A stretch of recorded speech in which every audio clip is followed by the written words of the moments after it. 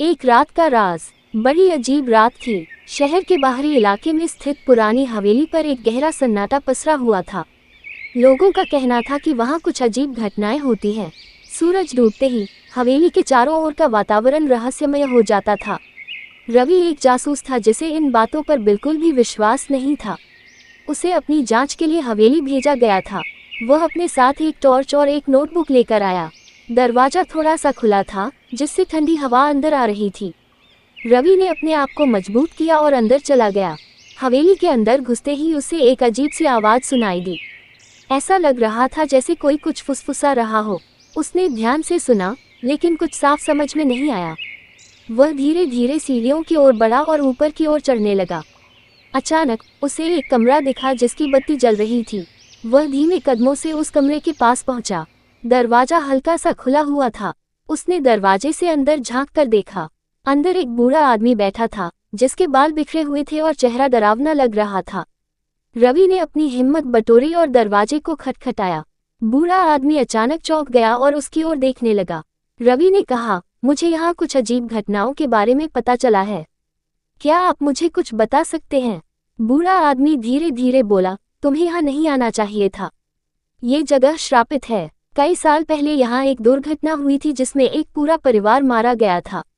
उनकी आत्माएं अब भी यहाँ भटकती हैं। रवि ने उसकी बातों को नजरअंदाज करते हुए कहा, क्या मैं यहाँ की जांच कर सकता हूँ? बूढ़ा आदमी बिना कुछ बोले उठ खड़ा हुआ और दरवाजे की ओर इशारा किया। रवि अंदर आ गया और कमरे की जांच करने लगा।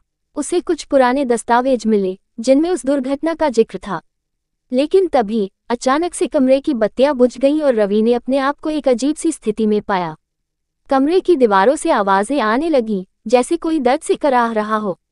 रवि ने टॉर्च जलाई और देखा कि दीवारों पर खून के धब्बे थे। उसने तुरंत ही अपनी नोटबुक निकाली और सारी बातें लिखने लगा। उसे समझ में आ गया कि यह जगह सच में श्रापित थी। उसने जल्दी से वहां से निकलने का फैसला किया। जैसे ही वह दरवाजे के पास पहुंचा, दरवाजा अपने आप बंद हो गया। वह घबरा गया और दरवाजे को जोर से धक्का देने लगा। अचानक उसे पीछे से एक हाथ ने पकड़ लिया। उसने मुड़कर देखा, वो वही बूढ़ा आदमी था।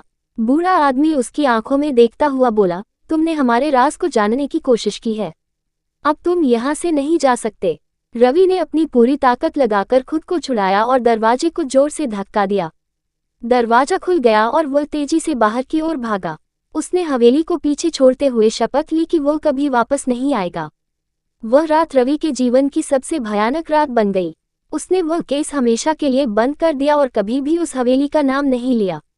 हवेली अब भी वहीं खड़ी है, अपने राजों को छिपाए हुए, और जो भी उसके पास जाता है वह कभी वापस नहीं आता।